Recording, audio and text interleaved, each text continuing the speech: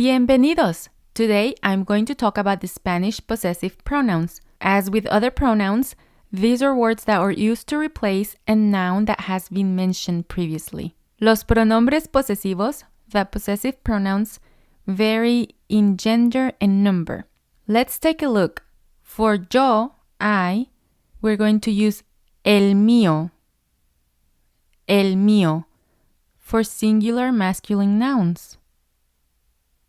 For singular feminine nouns, we're going to use la mía. And in plural, we'll use los míos for masculine plural nouns. And for feminine plural nouns, we'll use las mías. These 4 words in Spanish all mean mine in English. For the informal you, tú, it's very similar, but it's el tuyo. La tuya. Los tuyos. For the plural masculine, and can you guess the plural feminine? Las tuyas. And these 4 words mean yours for the informal you. And we'll review a few sentences in a minute. For the formal and plural you, for he, she, and they, the possessive pronouns are all the same. In singular masculine, we have el suyo. In feminine, la suya. And in plural, we have los suyos. And las suyas. These words mean his, hers, yours, formal and plural, its and theirs. For nosotros, nosotras, we can use el nuestro for singular masculine, la nuestra for singular feminine, los nuestros for plural masculine, and las nuestras for plural feminine. And these words mean ours. Let's take a look at some examples. Ejemplos. Tu carro es negro y el mío es azul. Tu carro es negro y el mío es azul. Your car is black and mine is blue. Car in Spanish is el carro. So we are going to use el mío for the possessive pronoun. Let's look at a plural example. Tus libros están aquí. Los míos están allá. Tus libros están aquí. Los míos están allá. Your books are here. Mine are there. Here we're talking about books, and it's in plural, and it's a masculine noun.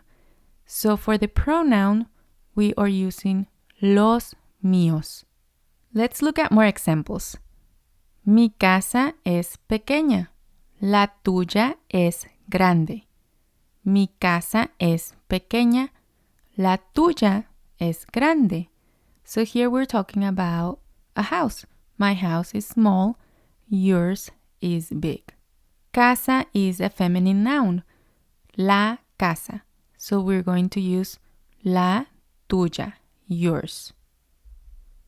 Esos son mis libros. ¿En dónde están los tuyos?